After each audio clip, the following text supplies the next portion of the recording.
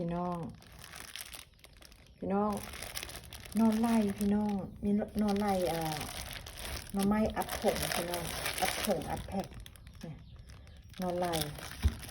นึ่งแล้วก็ดูดสูดอากาศพี่น้อง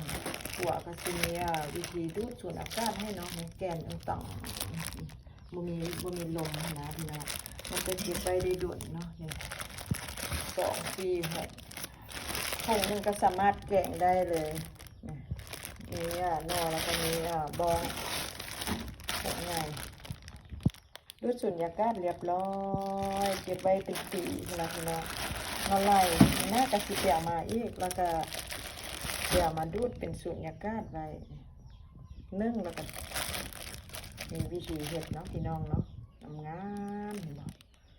จะแซ่บก็ไปแกงกันได้เลยเรียบร้อยสบายเนาะ